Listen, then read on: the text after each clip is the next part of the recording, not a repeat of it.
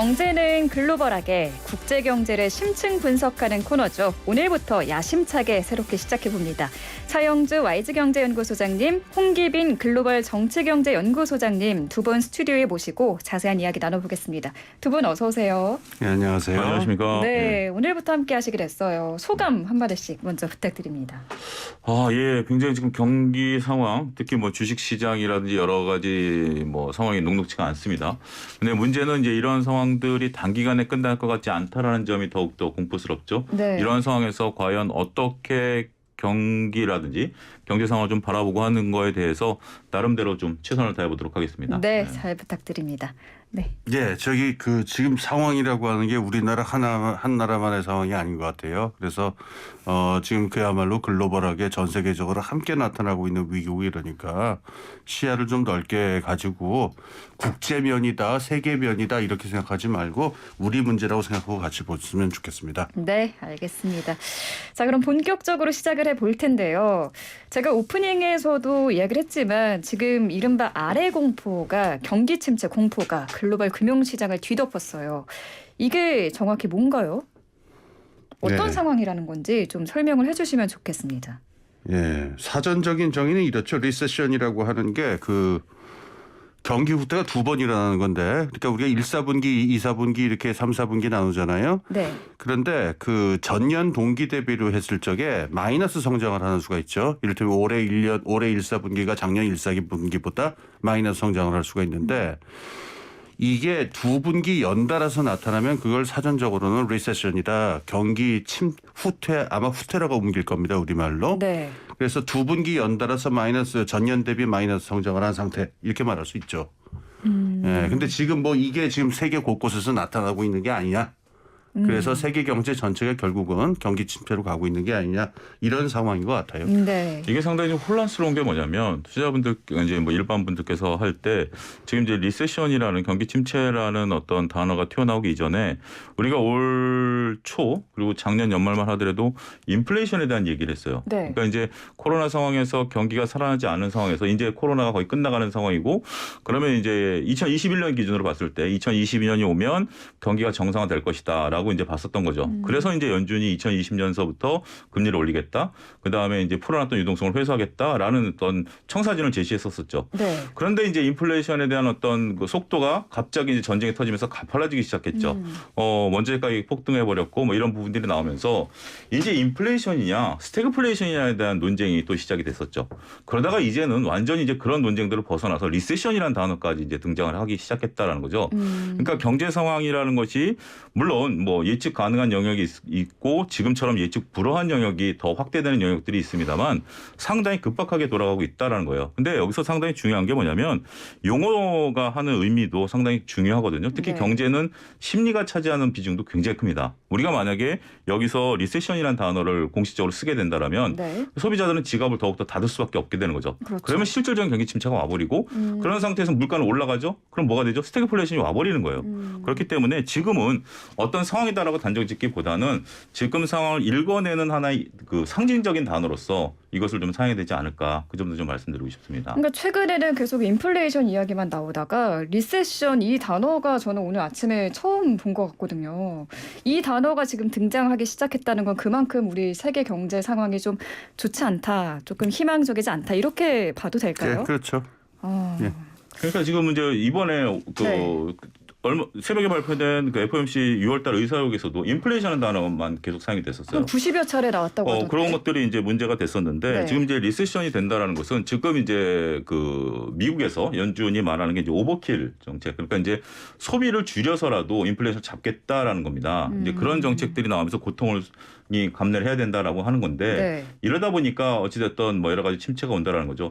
이게 상당히 좀 아이러니해요. 우리가 이제 코로나 전공만 하더라도 돈을 쓰고 싶어서는 못 썼다가 이제 돈을 좀 쓰자라고 했는데 과도하게 부풀려 있다 보니까 이걸 과연 연준이 제대로 잡고 있겠느냐는 의구심이 나타나면서 자칫 잘못하면 경기 침체로 꼬꾸라지는 거 아니냐 이런 부분들 때문에 지금 어찌됐든 요건 이제 지나고 나야 판명이 되겠죠. 지나면서는 판명할 수 없는 지표이기 때문에 네. 중요한 것은 물가가 이제 다행히도 원자재 가격이 이제 떨어지고 있으면서 조금 잡혀야 되는데 원자재 가격 떨어지는 것도 그래요. 이게 어떻게 보면 뭐 정상화로 가는 과정인데 우리가 이제 기름을 2,200원에 넣는다라는 건 비정상이었잖아요. 그쵸. 그러니까 이제 다시 1,000원대 밑으로 내려와 줘야 되는데 네. 그게 수요가 줄어서 떨어진다라고 지금 보여지는 것들 때문에 경기 참여 주체자들이 뭔가 조금 상황적으로 그러니까 좀 이런 표현이 속된 표현일 수 모르겠는데 좀 찝찝하다. 뭐 그렇죠. 이런 것들로서 지금 대변되고 있는 게 아니겠는가 싶습니다. 그러니까 어제 국제유가가 조금 떨어져서 이게 참 기분 좋은 소식 같지만서도 뭔가 찝찝한 마음이 드는 게 이게 수요가 줄 것으로 전망이 들면서 가격이 내려간 거라서 그런 거죠. 그렇습니다. 단적인 예로 들어들면 제 차에 기름을 올 초에 가득 채울 때 한 10만 원 정도 들어갔어요. 네. 근데 지금 채우면 한 15만 원 들어갑니다. 어휴, 그러니까 제가 한 경제 행위는 똑같아요. 일주일에 한 번씩 기름을 넣는 행위인데 네. 인플레이션의 소비 지표는 50%가 늘어난 거죠. 소비가 50% 늘어난 걸로 보이죠. 네네. 그렇기 때문에 그 때문에 이제 금리 인상을 빅스텝을 받겠다라고 하면서 그러면 야 어떻게 15만 원 넣고 일주일을 타니 차를 좀 줄이자. 이렇게 되면서 소비가 또 줄어드는 면이 있기 때문에 네. 지금 미국 같은 경우 기준으로 봤을 때 뭐 저는 직접 미국에 있지는 않습니다. 이걸 들어오면 그 리터당 한 2달러 넣던 게 지금 6달러까지 늘어가면서 네. 소비가 많이 줄었다라고 해요. 이런 것들 때문에도 소비가 좀 줄어들고 있다라는 거. 물론 이제 유가를 움직이는 요소는 다양한 것들이 있긴 하겠습니다만 당장 우리가 이제 그렇죠. 경제 주체자들이 하는 게 다음 분기에 경기가 둔화될 것이다라고 본다라면 지금 당장 지갑을 닫는 게 현명한 방법이죠. 네. 그런 것들이 지금 나타나고 있다라는 것이 조금 안타깝다라고 말씀드릴 수가 있겠죠. 근데 아까 오버킬을 잠깐 말씀하셨는데 이게 실물 경제가 침체될 수 있는 그 가능성을 감수하고서라도 일단은 이 물가를 잡는 게 급하니까 금리를 인상하겠다 뭐 이런 내용인가요? 어제 한은 발표 FOMC 오버킬이라는 용어에서 조금 오해가 있는 것 같은데요. 그 오버킬은 이제 사전적으로는 네. 과잉살상이라는 뜻이에요. 그러니까 전쟁할 적에 필요한 만큼 적군을 살상하는 게 아니라 지나치게 많이 죽이는 그런 걸 갖다가 전쟁 용어로 얘기를 하는 건데 이제 그 물가를 잡겠다고 그 금리를 올리는 과정에서 이게 지나쳐가지고 경기 침체를 불러오는 상황 같은 거. 이런 게 오버킬이에요. 그래서 지금 미국이나 한국에서 오버킬 이야기가 지금 나오는 게 네. 물가 인상이 벌어지면은 현존하는 중앙은행의 포뮬라나 그 준칙으로서는 금리를 올리지 않을 수는 없어요. 그건 거의 자동적으로 그렇게 돼 있는데 네. 금리가 올라갔을 적에 그게 그 수요라든가 경기를 침체시키라고 하는 거는 필연적으로 벌어지는 일이니까 어느 만큼이 적정한 그 금리 인상이냐라고 하는 거는 사실 지금 오리무중이 된 상태예요. 필립스 곡선이라 옛날에 우리가 계산하던 포뮬라 같은 건 지금 무력화된 상황이고 그래서 지금 요번에 자이언트 스텝을 밟았다. 0.75로 올렸다. 그리고 7월에 뭐 또 0.75로 올릴 것이다. 이런 얘기 나오는데 네. 이게 물가를 잡는 선에서 끝나는 게 아니고 네. 결국 이 경기 자체를 갖다가 다 과도하게 눌러버리는 일이 벌어지면은 그걸 이제 오버킬이다 이런 식으로 지금 표현을 하면서 오버킬이 되는 게 아니냐라는 걱정이 나오는 거죠. 빈대 잡자고 지금 초가삼간을 다 태우겠다 뭐 이런 걸로 비유를 할 그렇죠. 수 있겠네요. 연준 입장에서 상당히 곤혹스러운 게 뭐냐면 연준은 그 두 가지 지표만 봅니다. 물가랑 고용만 보거든요. 네. 물가랑 고용을 보는데 지금 뭐 고용 문제는 뭐 원래 올 초만 하더라도 고용 지표를 많이 봤어요. 근데 이제 고용 지표가 안정이 되다 보니까 이제 물가 지표를 보는데 과연 이제 CPI라든지 이런 물가 지표가 8%가 나오는 게 정상적이냐라고 봤을 때 연준 위원들 인정이 비정상적이다. 왜냐하면 원자재 가격이 올라가서 올라간 거기 때문에 비정상적이라는 건 알지만 네네. 일단 지금 뭐 선생님 말씀하신 것처럼 연준은 지표로만 보고 얘기를 하기 때문에 이게 과잉 지표라는 걸 알지만 그럼 과잉을 얼마를 따져줘야 되죠? 어렵죠. 모르죠. 그러다 보니까 지금은 지표대로밖에 활동을 못 하는 거예요. 근데 이 지표대로 활동을 하게 된다라면 제가 아까 말씀드렸던 저는 똑같은 행동을 했음에도 불구하고 소비자 물가 지표는 50%가 늘어난 걸로 보이잖아요. 기름을 한번 넣은 행위를만 놓고 본다라면 그렇죠, 네. 그것 때문에 빅스텝을 밟고 있는데 그것 때문에 오히려 소비가 이제 더 위축되면서 과연 연준이 적절하게 판단을 할 수 있겠느냐라는 것에 대해서 많은 경제 주체들이 의구심을 나타내는 거죠. 이게 그 버냉키가 쓴 책 제목 있죠. 샤워실의 바보들처럼 우리가 이제 샤워장에 들어가면 뜨거운 물 찬물이 나올 때 적정 온도를 맞추기 위해서 이렇게 물을 막 틀잖아요. 왔다 갔다 하죠. 네, 지금 이제 그런 상황이다라는 거죠. 그러니까 그 금리라든지 경기 상황이 적정 온도라는 것을 맞추기가 굉장히 애매하죠. 그걸 맞추기 위해서는 찬물도 얼물로 왔다 갔다 해야 되는데 거기서 우리가 느끼는 신체적인 고통이 있잖아요. 찬물이 나왔다, 뜨거운 물이 나왔다. 네. 근데 그 경제 주체들이 지금 느끼고 있다라는 거죠. 그런 부분들 때문에 지금 과연 파월 의장이 이끄는 이 연준이 이 적정 온도를 빠르게 맞출 수 있을 것인가에 대해서는 근데 지금 현재 파월 의장에 대한 신뢰도가 많이 낮아져 있는 상황. 특히 작년 같은 경우 연준의 어떤 그 금리 목표치를 네. 평균으로 맞추겠다 그랬다 절대치로 맞추겠다라고 하면서 설왕설래했던 부분들이 신뢰를 잃었다라는 점도 과연 연준이 이번에 그들이 결정하는 것은 이해는 가지만 적절하게 하겠느냐에 대해서는 경제 주체들이 확신을 못 갖고 있다는 것도 시장의 불안 요소가 아니겠는가 싶습니다. 연준이 물가를 잡을 수 있겠어? 하고 불신하고 있는 지금 그게 분위기가 많은 거죠. 불신이 연준 자체에 대한 불신보다도 그렇게 된 것 같아요. 이번에 연준 아까 말씀드린 그 FOMC 의사록이 공개가 됐는데 이거는 일단 긍정적인 영향을 줬어요. 그 미국 증시 쪽이나 금융가 쪽에서는 연준 쪽이 너무 그러니까 미국 금융계의 인식하고 다른 인식을 하고 있는 게 아니냐라는 불신 요소가 올해 한 5월, 6월까지 있었는데 그 회의록이 공개된 걸 보니까 인식이 크게 다르지 않다라고 하는 것. 그래서 지금은 그 인식이라는 거는 정확히 그러니까 작년까지 파웰이 그 미국의 그 고용 상황을 보면서 이게 물가 문제가 인플레이션을 그렇게 걱정할 필요 없다. 이거 일시적인 것이다라고 하는 얘기를 2021년 중반까지 그런 입장을 취했었어요. 그런데 미국 금융계에서 제일 걱정하는 거는 물가를 잡기 위해서 금리를 올릴 때 타이밍하고 속도가 제일 중요합니다. 자칫 잘못해서 물가가 먼저 오르고 그거에 마지못해서 대응하는 식으로 금리가 올라가면요. 이러면 스태그플레이션이 실제로 오게 돼요. 물가는 물가대로 오르고 그다음에 임금도 오르고 모든 명목치가 다 올라가면서 경제는 침체에 빠지는. 그러니까 이걸 하려면은 현재적으로 빠르게 그 금리를 갖다가 크게 올려야 된다는 인식을 금융계에서 이제 가지고 있었고 이번에 지난 얼마 전에 0.75% 자이언 스텝을 했을 적에 그 잠깐 증시가 반등한 적이 있었는데 그건 일단 긍정적인 평가를 내린 거였었어요. 그래서 이번에 FOMC에서 회의록이 사람들이 걱정하는 것만큼 그 어떤 연준의 상황 인식이 그렇게 다르지 않다라고 하는 점에서는 일단 긍정적인 적을 준 것 같은데 문제는 이거죠.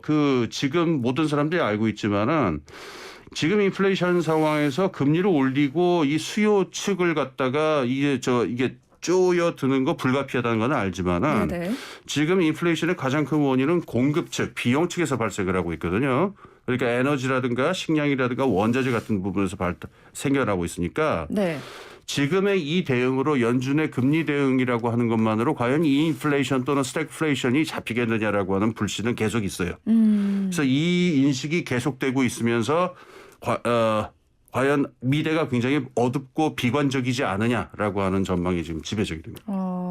그러니까 일단 금리를 올리면은 이게 물가가 잡혀야 되는데 물가는 잡히지 않고 경기 침체만 지금 더 심화가 될 수 있으니까 1970년대가 그런 상황이었었어요. 그게 걱정이 되거든요. 1970년대가 이제 금리 오일 쇼크가 2번 일어났었는데 그때 미국 연준 금리를 계속 올라왔습니다. 왜냐하면은 인플레이션이 진행이 돼야 나중엔 거의 하이퍼 인플레이션 비슷하게 되는 상황이 올 뻔했는데 이때 순서가 뒤로 돼가지고 금리가 그거를 쫓아가는 식으로 되는 것 같이 돼가지고 이거를 확실하게 물가를 잡지도 못하고 경기 침체하고 물가 인상이 동시에 나타났었어요. 그러다가 이제 1980년에 폴 볼커 의장이 기준금리를 20%로 올리는 극약 처방을 써가지고 그냥 이 상황을 정리해버린 거거든요. 어떻게 됐나요 그때는? 그때 그래서 잡혔죠. 잡혔군요. 그래가지고 이제 1908 그 대신에 미국의 제조업 경기는 굉장한 침체로 들어가가지고 미국의 제조업이 그때 많이 붕괴가 됩니다. 그 80년대 초에요. 그러니까 지금 같은 상황, 지금 상황도 여기 이렇게 늦게 대응하는 게 아니냐라는 걱정이 있고 이것만으로 70년대처럼 금리 올리는 것만으로 인플레이션이 잡힐 것이냐라고 하는 불안감은 존재합니다.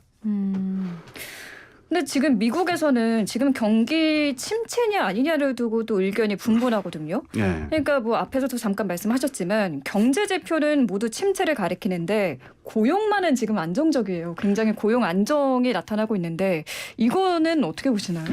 요거는 미국의 그 Great Resignation이라고 하는 사태가 있었어요. 그 여파로 좀 이해를 하셔야 될 것 같은데 우리나라 매체에서 이게 거의 소개가 안 됐습니다만은 미국에서 그 재작년 2020년 하반기부터 작년 그리고 지금까지 벌어지고 있는 미국 노동시장에서 가장 큰 사태는 사람들이 어마어마한 규모로 사직서를 쓰고 다 나가버려요. 무동시간 빠져나가 버립니다. 이거는 제가 뭐 시간이 없어서 좀 길게 설명을 드릴 수 없고 제가 제 유튜브 채널에 하나 소개해 놓은 게 있는데 네네. 그래가지고 이 사람들이 지금 올해 3월만 하더라도 430만 명이 지금 사직서를 쓴 걸로 나타나고 사직률이라고 하는 거를 집계하는데 이게 계속 올라가죠. 폭발적으로 올라가고 있어요. 그만두는 사람이 많다는 거예요? 그러니까 더 이상 못 견디겠다. 이런 식의 직장 생활은 도저히 더 이상 못 견디겠다라고 그래갖고 네.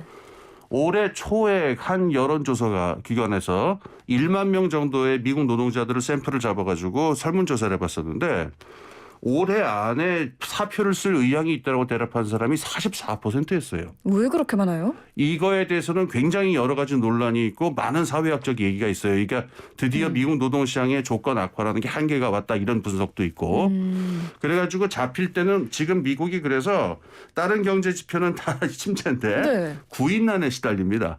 아. 지금 주요 기업들이 그래서 이렇게 그 서비스 기업 뭐 맥도날드라든가 월마트 같은 데도 그렇고 그다음에 IT라든가 금융 같은 부가가치가 높은 부분들도 지금 구인난에 시달리고 있어요.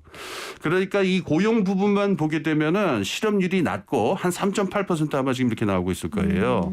그래서 이 고용 사람들이 대규모로 빠져나가 있어서 노동시장 상황만 보면은 이게 꼭 경제가 좋아 보이는 것 같은 그런 제가 보기에는 그러니까 착시 현상에 가깝다고 말하는 게 맞을 거예요. 그러네요. 일하겠다는 사람이 없어서 지금 또 실업률이 일견 낮게 또 나타나는 다른 면을 거네요. 보게 된다라면 네네. 우리가 이제 미국 노동 시장의 일정 부분을 받쳐주고 있었던 히스패닉계의 어떤 외부 유입이 지금 차단이 돼 있는 상황이죠.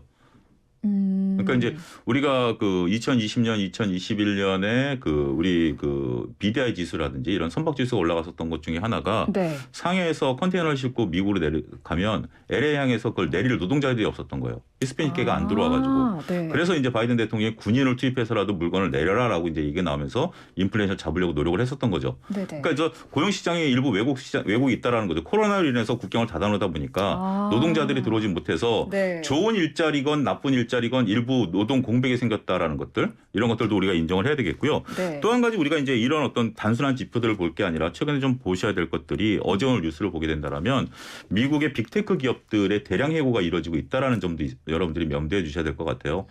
지금 이제 뭐 넷플릭스라든지 뭐 이런 쪽들에서 지금 그러니까 이들이 가장 먼저 자신들의 미래를 알거든요. 그래서 고용을 축소시키고 있다. 그러니까 이제 결국 일자리 개수만 놓고 보면 그렇다 하더라도 좋은 일자리에 대한 부분들, 그다음에 우리가 이제 고용 지표와 연계해서 꼭 봐야 될 게 뭐냐면 평균 임금이 상승하느냐라는 거예요. 원래 고용이 딱 차고 나면 어떻게 되죠? 고용이 더 하기 위해서는 좋은 고용을 하기 위해서는 임금을 올려야 되겠죠. 시간당 임금을 올려야 되겠죠. 그렇죠. 근데 그건 움직이지 않고 있어요. 시간당 임금은 움직이지 않고 있다라기 때문에 네. 단순하게 고용 지표가 잘 나온다라는 거. 그 이면에는 다양한 요소들. 그러니까 이제 우리가 경제 지표를 하나만 놓고 보기 어렵다라는 것이 더군다나 지금은 이런 세법이 어려워졌다라는 것이 네. 과거 어떤 그 경제학 교과서에 나온 내용들하고는 상황이 또 달라지고 있다라는 점이 오히려 좀 판단을 내리기가 더 어렵다. 이렇게 말씀드릴 수가 있겠죠. 그러니까 미국의 지금 고용 시장이 안정화되어 있는 것은 두 분 다 비슷하게 착시 효과다 일종의 그 내막을 잘 알지 못하고 그냥 겉으로만 봤을 때 보여지는 부분이다라고 말씀을 해주셨어요. 그러면은 지금 미국에는 경기 침체가 지금 왔다고 보시나요, 두 분은? 일단 일정 부분 좀 그러니까 지금 이제 기로점에 있다라고 저는 보여져. 경기 기로점에 침체가 있다. 왔다라고 지금 단정 지을 만한 요소도 없고 네. 그렇지만 이제 기로점에 있다라는 것들 중에 하나는 네. 지금 이제 미국의 가장 먼저 소비 지표를 보기 위해서는 주택 지표를 봐야 되거든요. 그게 왜 그러냐면 우리나라는 직장인들이 마이너스 통장이라는 걸 갖고 있잖아요. 그래, 많은 분들이 그렇죠. 갖고 있죠. 쓰던 안 쓰던. 근데 네네. 미국은 이제 주택 가격이 올라가면서 소비가 늘어나는 그런 특이한 구조를 갖고 있어요. 장기 모기 지론을 하고 있기 때문에 주택 가격이 올라가면 은행에서 전화가 옵니다. 자, 대출이 늘었습니다. 소비하시죠. 이런 거라는 거거든요. 네. 그런 개념인데 지금 주택 지표가 늘어나지 않고 있어요. 그러니까 신규 주택 건설이라든지 기존 주택 판매라든지 이런 것들이 멈춰 있다라는 거죠. 근데 주택 거래가 지금 좀 멈춰 있다. 활발하지 않다라는 활성화되지 거죠. 그런 않다. 부분들 놓고 보고 그다음에 네. 이제 당장의 다양한 어떤 요소들을 보면 더군다나 지금 재고가 많이 쌓이고 있다라는 거죠. 이것도 참 안타까운 건데 물동량의 어떤 트리거가 생기면서 월마트라든지 이런 쪽들이 올 겨울에 크리스마스 때 팔 물건들을 중국에서 미리 갖다 땡겨서 재고를 쌓아놨어요. 왜냐하면 이 컨테이너가 적절하게 움직이지 않다 보니까 네. 뭐 이러다 보니까 각종 이제 소매업체들이 재고가 늘어나고 있는 상황. 네네. 이런 상황에서 이제 각종 기업들이 임금을 깎고 고용을 이제 해고하고 뭐 이런 것들이 되다 보면 일단 심리적인 소비는 위축되는 첫 번째 단계에 들어간 게 아니겠는가. 저는 그렇게 보고 싶습니다. 네. 그렇군요. 우리 홍기빈 경제연구소장님은 어떻게 보십니까? 지금 그 경기 침체라고 하는 그 대세는 저거 할 수가 없죠. 지금 뭐 1분기, 2분기 저거에 대한 자세한 분석이 나와봐야 되는데 우리가 이제 침체 분위기를 볼 적에 제일 중요시하게 보는 거는 그 채권 시장에서 수익률 곡선의 역전 현상이 이제 제일 그 극적인 저건데요. 그러니까 수익률 그러니까 그 채권 시장이라고 하는 게 장기 금리는 금리가 높은 게 정상이고 네. 그 더 시간이 오래 걸리고 위험이 있으니까 네네. 단기 국채는 금리가 그것보다 상대적으로 낮아가지고 이렇게 우상향하는 곡선이 돼야 되는데 네. 이게 뒤집힐 때가 있어요. 이번에 거꾸로. 또 이게 장단기 가끔 꼴찌하면은 그러니까 2년짜리가 10년짜리보다 더 올라가고 수익률이. 근데 이제 사람들이 흔히 헷갈리지만은 이게 수익률이 올라간다는 건 그 가격이 떨어진다는 걸 의미하거든요. 채권 가격으로 얘기하면은. 근데 이 얘기는 뭐냐면은 사람들이 단기적인 경제 전망을 굉장히 어둡게 보고 있기 때문에 차라리 장기적인 10년 후의 세상을 내다보는 것보다 더 위험하게 본다. 향후 2년간을. 이런 의미거든요. 그래서 이 수익률 곡선이 원래는 역전되는 거는 사실 따지고 보면 비정상적인 현상인데 이게 네. 지금 몇 번 계속 나타나고 있어요. 수익률 그 역전 현상이. 네네. 이 채권 시장에서의 판단이라고 하는 걸 보면은 그러니까 지금 있는 이 상황이 향후 몇 년간의 상황이라는 게 굉장히 안 좋을 것이다라고 하는 판단을 내리는 분위기가 우세하다 이렇게 말할 수 있겠죠. 장단기 국채 금리가 역전된 거를 이제 앞으로 경기가 좀 어두울 것이다라는 전망하에 나타나는 거다. 이렇게 그래서 나타나는 제일 중요한 지표 중에 하나예요. 그렇군요. 네, 1부는 지금 여기서 좀 마무리를 하고요. 잠시 쉬었다가 2부에서 다시 이어가겠습니다. 네, YTN 라디오 생생경제 2부 시작합니다. 매주 목요일은 이렇게 경제는 글로벌하게 코너를 2부에도 이어서 하도록 하겠습니다.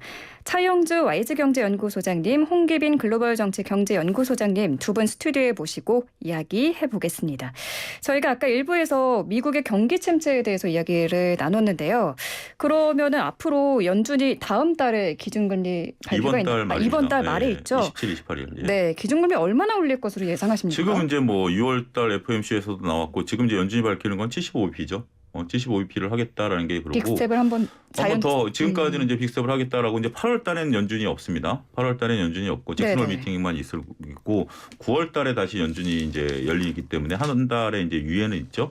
이제 문제는 그 전에 한은의 통화정책회의가 먼저 열립니다. 다음 주 수요일에 열리나요? 한은의 통화정책회의가 열리고 거기서 이제 자칫 잘못하면 한미 금리 역전 현상이 발생할 수 있다라는 점이 우리나라 경제만 놓고 보면 또 하나의 또 중요한 포인트가 아니겠는가 말씀드릴 수가 있겠죠. 그렇게 한국과 미국의 금리 역전 현상이 나타나게 되면은 우리 원화 가치는 더 떨어지게 되는 거잖아요. 어떤 현상들이 좀 일어날 수 있을까요? 지금은 좀 예측 불허입니다. 우리가 이제 2008년에도 이런 상황들이 있었고요. 그때는 당시만 하더라도 우리나라는 실물 경기가 살아 있었어요. 네. 차화정이라고 대표되는 실물 경기가 살아 있었고 중국 경기도 살아 있었고 그 차화정이 올라간 것 중에 하나가 중국 경기에 기대서 올라간 면도 있었기 때문에 그쪽 경기는 살아 있었고 미국은 이제 은행 시스템 때문에 경기가 불안해서 금리 역전 현상이 이뤄져서 그때 당시엔 돈이 들어왔어요 오히려. 근데 지금은 이제 많은 사람들이 긴장하고 있는 게 단순하게 금리 역전 현상이 벌어지면 무슨 일이냐라고 할 때 이론적으로는 이런 설명이 가능하죠. 내가 글로벌 투자자면 미국이 뭐 한 2.5 이자를 주고 우리가 한 2.0 이자를 준다라고 하면 미국에 투자를 하죠. 당연하죠. 그런 것들 때문에 지금 이제 조금 우리가 우려해서 되고 있는 게 블룸버그에서 나온 최근의 뉴스를 보면 동남아 쪽에서 자금 유출이 시작이 됐다. 여기에 지금 또 우리가 한 가지 고민해야 될 것 중에 하나가 6월부터 돌아가기 시작한 QT 양적 완화 축소에 대한 청소기. 돈을 빨아들이고 있죠. 지금 돈을 빨아들이고 있고 이런 것들이 이제 9월부터는 2배로 늘어나는 거죠. 현재 지금 스케줄로 보게 된다라면 이런 현상까지 맞물리면서 다양한 어떤 불안 요소들이 아직까지는 존재하고 있다. 이런 것들 때문에 지금 뭐 어떻게 하나 지금 단순한 환율이라든지 금리라든지 이런 것들 전망이 상당히 좀 어둡다라고 말씀드릴 수가 있겠죠. 경제연구소장님은 어떻게 보십니까? 우리나라 은행 지금 금리 여기에 지금 딜레마가 있는데 이번에 지금 노무라 증권에서 엊그제 나온 얘기 뭐 이렇게 좀 기억해둘 만한 얘기인데요. 주요 국가들이 이제 경기 침체로 들어갈 것 같다 이런 얘기를 하면서 한국하고 호주하고 캐나다의 경우에는 특히 위험한 점이 뭐냐면 가계부채가 워낙 많기 때문에 지금 이 금리 역전을 막기 위해서 금리를 상승할 경우에 이게 그 이자 부담을 어마어마하게 들려서 그다음에 이게 소비를 굉장히 위축을 시키고 이게 경기 침체로 가게 될 거다 이런 얘기를 하는데 지금 한국은행도 지금 비슷한 고민에 있어요. 그러니까 이제 스몰 스텝이냐 빅 스텝이냐 이래서 0.25%냐 5% 0.5%냐 이걸 가지고 저걸 하는데 네. 지금은 얼마 전에 미국에서 올려버렸기 때문에 지금 한국이랑 미국이랑 금리 상당히 똑같거든요. 1.75%로. 지금은 같죠. 지금 같죠. 그러니까 이번 뭐 아까 말씀하신 대로 이번에 이게 충분히 올려봐야 0.5%를 올린다고 해봐야 요 달 말에 연준에서 0.75% 자이언 스텝을 해버리면은 금리 역전은 벌어져요. 그러니까는 지금 5%를 0.5%를 지금 올려야 되는 상황이긴 한데. 네. 근데 지금 우리 그 한은 총재 맡고 계신 그 이창영 선생님 같은 경우에 보면 그 오래전부터 강조하신 바가 있었는데 한국 경제에 대해서 한국 경제 이 가계 부채가 큰 문제다.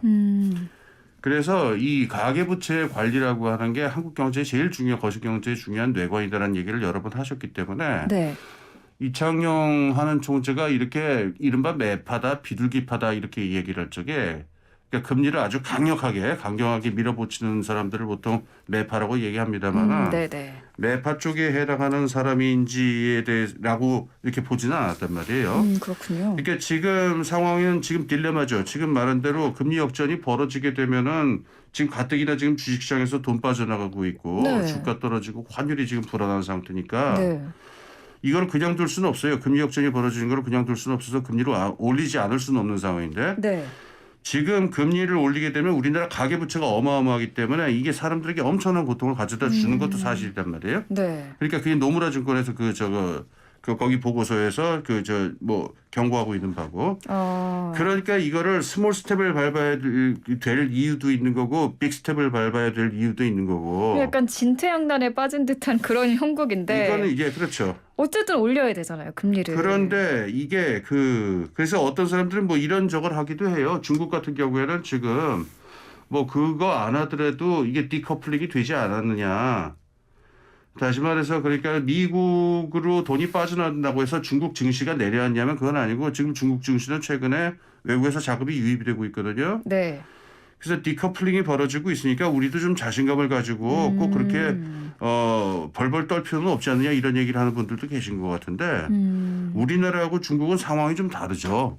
그러니까 중국이라고 하는 나라는 특히 한 몇 년 전부터 미국하고 네. 정치적으로도 그렇고 어떤 가치 사슬 면에서도 계속 디커플링을 준비해왔었던 나라이기 때문에 주식시장이 그렇게 반응하는 게 있을 수가 있는데 네. 우리나라 주식시장에서 과연 그러면은 그렇게 중국 같은 거를 기대할 수 있느냐? 저는 그거는 부정적이라고 생각을 해요. 그렇기 때문에 지금 환율도 지금 1,310원이 잠깐 뚫렸었고 그러니까요. 그다음에 주가도 지금 불안하고 외국인들 계속 빠져나간다라고 지금 얘기하고 네. 그러니까는 금리를 올려야 되기도 하고 금리를 지금보다 더 올렸다가는 여러 불안이 있으니까 지금 한국은행의 고민이 굉장히 깊을 겁니다. 금통이 계신 분들이랑. 예. 그러니까 지금 원달러 환율이 지금 1,300원을 찍고 계속 떨어지고 있거든요. 지금 올라가고 있죠. 예. 네, 지금은 1,299원대를 보이고 있는데 최근 환율 움직임은 좀 어떻게 보고 계세요? 이게 긴축을 끝내려는 연준이 긴축을 끝내려는 조짐이 보여야지만 환율이 좀 진정이 될 것이라는 이야기도 나오고 있거든요. 환율을 움직이는 요소는 여러 가지가 있는데 최근에 환율을 움직이는 요소가 무엇이냐라고 보면 철저히 달러 대비해서 움직인다라는 점입니다. 우리나라 체력으로 환율이 움직이는 게 아니라 이게 지금 위험자산과 안전자산 개념도 아니고 왜냐하면 위험자산과 안전자산 개념이면 지금 우리는 위험자산이고 상대적으로 이제 달러는 안전자산인데 그렇죠. 엔화도 약세거든요. 엔화는 안전자산에 또 같은 카테고리였다가 엔화는 약세인 거 보면 지금 철저히 달러 대비해서 움직이는 거예요. 지금 이제 달러의 값어치가 올라가고 있는 거죠. 하나는 아까 말씀드린 것처럼 미국이 빅스텝을 밟으면 금리가 높으면 당연히 달러에 대한 어떤 가치가 올라가는 거죠. 네. 금리가 높다라는 것은. 두 번째는 우리가 이제 대체화폐 축소.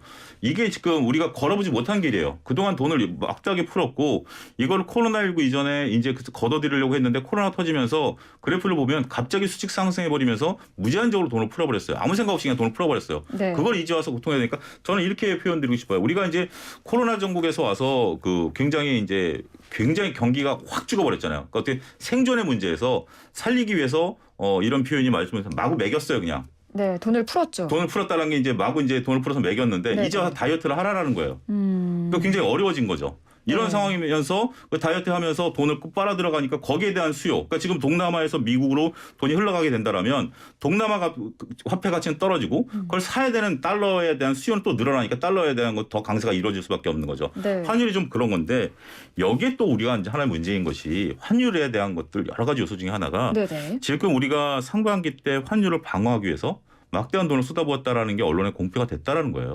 저는 이 점도 굉장히 중요하다고 봅니다.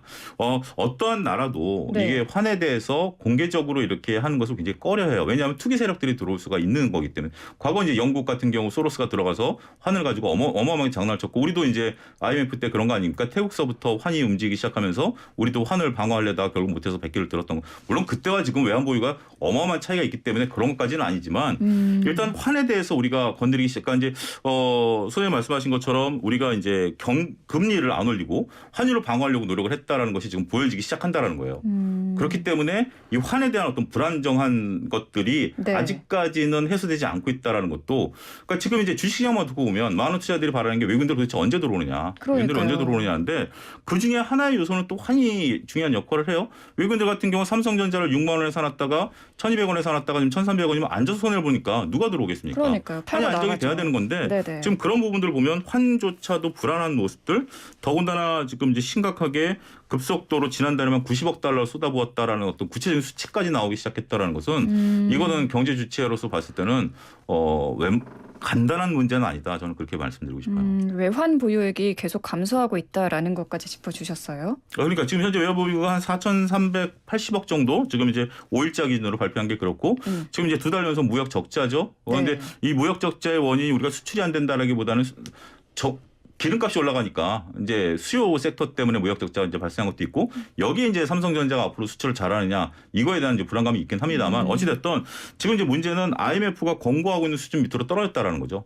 이렇게 저도 보니까 굉장히 복잡하더라고요. 이렇게 복잡한데 어쨌든 IMF가 이 정도의 외환을 보유하고 있는 것이 적절합니다라고 이제 얘기를 하고 있는 수준 밑으로 떨어져 있고 한미 통화 수합은 이미 끝났고 그러니까 마이너스 통제처럼 끝내올 수 있는 부분들은 끝났고 이런 부분들이 어떻게 보면 심리적인 불안감을 계속해서 자극하고 있는 것들이 아니겠는가 말씀을 드릴 수가 있겠죠. 그 외환 보유액이 이 IMF 권고보다 낮은 수준으로 지금 떨어졌어요. 이렇게 지금 외환 시장이 굉장히 불안한 모습을 보이고 있는데 그러면은 뭐 어떻게 해야 되나요? 지금 상황이 참 여러 가지로 답답한 상황인데. 그래서 많은 경제주들이 불안해서 움직이질 않는 거죠. 근데 주식시장만 놓고 보면 지금 이제 2,300 기준으로 봤을 때 여기서 이제 2,300이 지지되느냐 안 되느냐 심리적으로는 지지가 돼야 되는 부분들이 있죠. 근데 네. 문제는 뭐냐면 여기서 일부 종목들이 외국인들이 여전히 쏟아붓고 있다라는 거예요. 공매도라든지 아니면 뭐 여러 가지 선물에 대한 플레이들. 그러니까 자본이 갖고 있는 속성이 지금 드러나고 있는 것이 너무 안타깝다라는 거죠. 이 정도면 다 왔다. 이 정도면 좀 멈춰야 된다라는 건데 소로스가 하는 행동이 그런 거잖아요. 약한 고리를 물고 늘어져 가지고 결국 그 나라 경제가 망하더라도 자신의 이익을 챙기겠다라는 투기 세력들은 분명히 존재하고 있거든요. 네. 그러니까 투기 세력들이 지금 우리나라의 아킬레스건을 물기 위해서 쳐다보고 있다라는 것도 하나의 어떤 현실이고 그런 것들을 우리나라 정책 당국자분들께서 잘 방어하기를 바라고 있는데 소장님 말씀하신 것처럼 지금 상당히 머리 아프실 거예요. 지금 뭐 이런 그분들이라고 이런 걸 모르는 것도 아니지만 한쪽을 편을 들자니 다른 한쪽이 또 위험하고 네. 또 한쪽을 보자니 또 다른 그런 상황이기 때문에 앞으로 지금 이제 7월 한 달간의 어떤 우리의 행보가 향후 하반기의 어떤 모습들을 결정할 수 있지 않을까 싶습니다. 알겠습니다. 이번에 에너지 이야기를 좀 분위기를 바꿔서 해볼게요. 지금 유럽의 지금 에너지 위기가 문제라고 하는데 지금 노르웨이 석유가스전이 파업으로 폐쇄가 됐다고요? 네. 지금 유럽 상황을 좀 알려주시죠. 그 노르드 스트림이라고 그 러시아에서 그 유럽으로 보내는 그 가스 송전관이 아니죠. 가스를 보내는 관이 있는데 지금 러시아는 우크라이나 전쟁 때문에 뭘 이슈로 삼느냐면은 루블화의 가치가 너무 떨어져 있었고 네. 그 석유를 갖다가 수출을 할 적에 그 결제를 루블화로 해달라는 거를 요구하고 있어요. 네네. 유로화나 달러화가 아니라 루블화로 해달라. 그런데 당연히 유럽에서는 그거를 거부하고 있으니까 단호한 조치를 취했어요. 그거를 끊어버리겠다고 노르드 스트림은. 그러니까 유럽이 독일이나 이 유럽 같은 경우에는 지금 러시아 그 가스에 굉장히 크게 많이 의존하고 있었다는 게 그냥 드러나는데 이거를 쭉 받아갖고 비축을 해놔야 겨울에 이제 난방이라든가 이 연료를 쓸 수가 있는데 지금 네. 이거를 비축을 못하게 됐으니까 지금 독일 총리 같은 경우에 얼마 전에 그런 발언을 했던데 아예 그 겨울이 되면은 그 난방 연료를 배급제를 시행하는 가능성도 배제할 수가 없다 이런 얘기를 할 정도예요. 그래서 지금 그 가스 이 유럽에서 이 가스 천연가스를 중심으로 해가지고 에너지 위기가 아주 심하게 나타나고 저거 있는데 네. 지금 노르웨이에서의 이 파업은 이것하고 무관하게 노사 쟁점입니다. 그러니까 어떤 뭐 정치적인 지정학적인 이런 문제가 아니고 아, 그런가요? 여기에서 그냥 저 노사쟁인데 네네. 이것 때문에 일단 공장이 폐쇄됐어요. 이 파업이 벌어지니까. 그러니까 이게 뭐 오래 걸릴 것이 뭐 오랫동안 이게 뭐 막혀 있을 거다라고 생각이 돼 지금으로는 그렇게 생각되지는 않습니다만은 네. 어쨌든 가뜩이나 불안한 그 유럽의 에너지 이 상황을 갖다가 더 흐트러 놓는 그런 결과를 가져온 거죠. 그러니까 지금 엎친 데 덮친 격인데 지금 노르웨이 석유 산업에서 이렇게 지금 노조가 파업을 하면은 세계적인 이 원유 공급에 좀 큰 차질이 생길까요? 이게 또 일각에서는 양이 그렇게 많지가 않기 때문에 크게 이 가격 변동에는 영향을 양이 주지 많지는 않을 않죠. 거다라는 이게 얘기를 단기적인 그 불확실성을 낳기 때문에 선물 시장에 영향을 줘요. 그래서 선물 시장을 한 쿠션 먹고 이제 현물 가격에다가 영향을 줄 가능성이 높아지는데 네. 지금은 선물 그러니까 다시 말해서 양이 그렇게 크게 문제가 아니라 지금 네. 그 볼레털리티라고 그러죠. 휘발성이 큰 상황이기 때문에 이런 작은 요인들도 크게 지금 부각이 되는 겁니다. 그렇군요. 이번에는 이 암호화폐 비트코인 이야기를 좀 해볼게요. 엘살바도르 대통령이 이 암호화폐 비트코인을 법정 통화로 채택을 했는데 최근에 비트코인이 굉장히 크게 폭락을 했잖아요. 채무 불이행, 디폴트를 선언할 수 있다는 분석이 나왔는데 도대체 어느 정도의 손실이 났길래 이런 거죠? 그러니까 이제 엘살바도르가 왜 비트코인을 법정화폐로 채택했느냐가 중요하죠. 엘살바도르는 그 자산가들이 돈이 생기면 은행에 맡기지 않습니다. 은행 시스템이 거의 이제 없는 나라다라고 생각하시면 돼요. 그러니까 우리 같이 이제 그러니까 우리나라 같은 나라가 갑자기 법정화폐를 비트코인으로 선택했다가 아니라 지금 이제 그 은행 시스템이 거의 없는 나라예요. 네. 그러다 보니까 자기네들이 기존에 이제 새로운 시스템을 만들자. 그래서 비트코인 이제 이분이 지금 나이가 한 40대 초반? 총리가 엄청 그럴 거예요. 젊네요. 굉장히 젊어서 이제 본격적으로 이걸 해서 이거 하면서 이제 이것도 하나의 비트코인이 추가적인 상승의 트리거가 되긴 했는데 글쎄요, 지금 비트코인에 대해서는 여러 얘기들이 좀 나오죠. 여러 얘기들이 나오고 있는 상황이고 과연 이것을 법정화폐를 할 수 있느냐라는 논쟁도 다시 불거지고 있는 상황이고 네. 지금 이제 비트코인과 관련해서 지금 많은 막대한 뭐 테슬라도 한 8천억 적자다 뭐 이런 얘기들 나오고 있는 상태에서 결국 이제 엘살바도르가 디폴트 선언을 한다 하더라도 우리가 이제 뭐 세계 경제에 미치는 영향이 굉장히 미약할 수밖에 없습니다만 이거는 어떻게 보면 잘못된 판단이 몰고 파장이 아니겠는가. 그러니까 비트코인이 제가 알기로는 6개월 전에 이제 폭락했을 때 계속해서 사겠다라고 해서 엘살바도르가 많은 이제 돈을 쏟아부어서 비트코인을 샀던 것들 이제 기사를 통해서 봤는데 하락장에 들어가서 샀군요. 계속 샀습니다. 계속 사가지고 이제 이런 것들을 방어하려고 노력을 했었는데 글쎄요. 근데 이런 부분들은 이제 코인 가격이 올라가줘야 되는 상황인데 그렇죠. 저는 코인에 대해서 그렇게 생각해요. 코인의 가치를 과연 측정할 수 있을까? 이게 뭐 금도 아니고, 그다음에 뭐 법정화폐도 아니고, 뭐 법정이라는 것은 어떤 글로벌 중앙은행들이 이걸 취급하는 것도 아니고, 네. 그런 상황이다라고 보면, 자충수를 그냥 스스로 두고, 그냥 우리가 이제 개인들께서 코인 투자해서 지금 많은 손실을 보고 있는 것처럼 한 나라의 어떤 잘못된 판단이 한 나라의 경제를 망가뜨렸다. 저는 그렇게 그냥 축소화해서 보고 싶습니다. 뭐 디폴트가 벌어질 가능성은 저는 좀 낮게 보는데 얼마 전에 되게 좋은 분석 기사를 제가 하나 읽은 게 있어요. 어떤 네. 논리냐면은 이 부켈레라고 하는 사람이 인기가 무지하게 좋아요. 그건 뭐 비트코인 때문이 아니고 네. 그 엘살바도르 내부의 그 어떤 치안 문제라든가 이거에서 굉장히 강력하게 대응을 해서 지지율이 한 85% 이렇게 나와요. 그러니까 재선이 거의 확실시되고 있고 내년에 다시 저거 하는데 이런 상황이니까는 지금 굳이 디폴트를 갖다가 꼭 선언을 할 필요도 없고 네. 선거까지 좀 기다릴 수가 있고 그래서 다음에 이제 이 나라가 이제 디폴트를 한다면 주로 이제 대외 채무겠죠. 근데 대외 채무가 돌아오는 게 2025년이니까 아주 큰 액수로 돌아오는 게 그러니까 디폴트를 설령 한다 하더라도 2025년 전에 굳이 그거를 디폴트를 할 상황 필요는 없고 아주 굉장히 강력한 지지를 바탕으로 하고 있고요. 네. 또 하나 이제 재미난 요소는 이 디폴트까지 가지 않을 가능성이 크다라고 보는 이유가 엘살바도르의 지지 세력이 있어요. 그게 뭐냐면은 비트코인 거래소라든가 네. 그러니까 그 가상화폐 거래소 그 국제적으로 있는 그거라든가 가상화폐 시장에 보면은 스테이블 코인이라고 하는 걸 발행하는 업체들이 있거든요. 이 스테이블 코인이라고 하는 건 가상화폐 시장의 일종의 기축탱화 역할을 하겠다는 가치를 달러하고 연동시켜 놓은 데인데 네. 이런 업체들의 경우에는 이 가상화폐 세계에서 대표 주자 아닙니까? 이 비트코인이. 그러니까 비트코인을 최초로 국가의 법정 통화로 채택을 했던 엘살바도르라고 하는 나라를 살려줘야 돼요.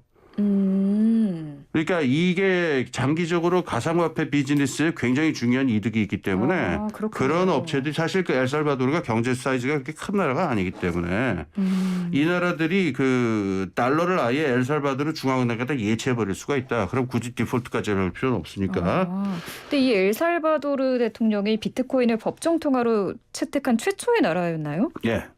이 사람이 이 사람 스스로가 저희 비트코인에 관계된 그 앱을 개발하는 사람이에요. 그래서 그 엘살바도르 전 국민들한테 네. 치호라고 하는 이름의 앱을 다 다운받아서 그걸로 거래하라라고 시키기까지 해요. 그러니까는 거의 이렇게 매니아에 가깝죠. 그야말로 비트코인. 네. 그렇군요. 오늘 더 많은 이야기를 나누고 싶은데 시간이 어느덧 마무리할 때가 다 됐어요. 뭐 진짜 나눌 이야기 너무 많았는데 아쉽습니다. 다음 주 목요일에도 두 분 혹시 스튜디오에 직접 나와 주시나요? 예. 나오시나요? 예. 네. 그럼 오늘 말씀은 여기까지 나누겠습니다. 너무 수고 많으셨습니다. 감사합니다. 네, 감사합니다. 네, 지금까지 홍기빈 글로벌 정치 경제연구소장, 차영주 YG경제연구소장과 함께했습니다.